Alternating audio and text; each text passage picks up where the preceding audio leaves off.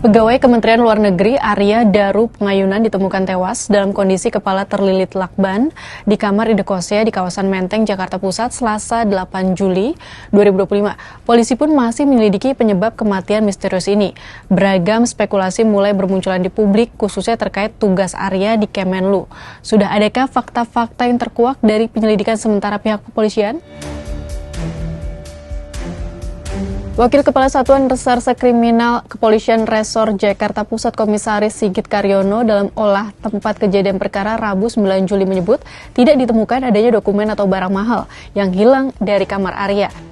Adapun akses masuk menuju area kamar Arya terbatas dan hanya satu melalui bagian depan. Untuk masuk, penghuni indekos harus melewati pintu berwarna putih dengan akses khusus. Akses ini berupa kode angka atau sidik jari yang hanya dimiliki masing-masing penghuni dan diketahui tidak ada akses lain. Polisi pun menyebut jika selama ini Arya hanya menerima kunjungan dari istri. Kepolisian juga menggali keterangan terkait kondisi kesehatan Arya. Dari keterangan istri korban, Arya diketahui mengalami masalah lambung atau GERD. Dalam olah TKP ini, fokus kepolisian mencari barang-barang bukti dan sidik jari di lokasi.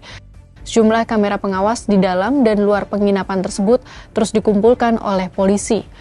Melansir Kompas.com, Kapolsek Menteng Komisaris Reza Rahandini mengungkap pihaknya mengamankan sejumlah obat-obatan dari kamar. Namun polisi belum dapat memastikan apakah obat-obatan tersebut berkaitan dengan penyebab kematian korban atau tidak. Polisi juga menyita sejumlah barang bukti berupa kantong plastik, lilitan lakban, dompet dan identitas korban, serta pakaian dan bantal yang digunakan korban saat jasadnya ditemukan. Reza mengatakan pihaknya masih menelusuri sidik jari yang tertinggal di lakban yang semula melilit kepala korban. Namun dari penyelidikan awal, polisi menemukan sidik jari korban di lakban tersebut.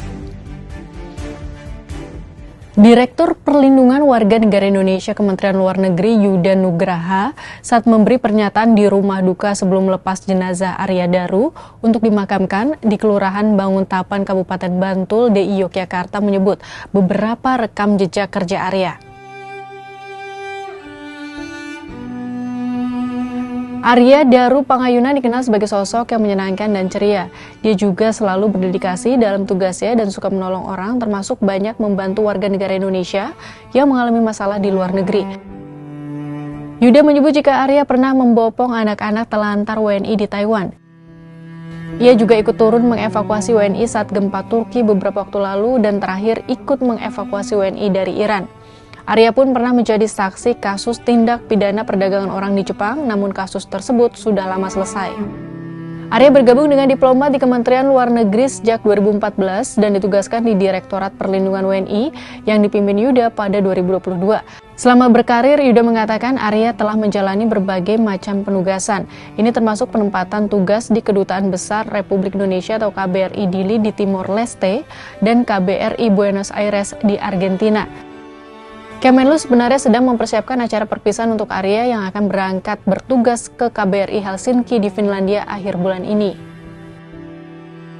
Sahabat Kompas, kita nanti rilis resmi dari kepolisian terkait penyebab kematian Arya. Di sisi lain, publik turut berduka atas kehilangan diplomat dengan rekam jejak kerja kemanusiaan yang baik ini.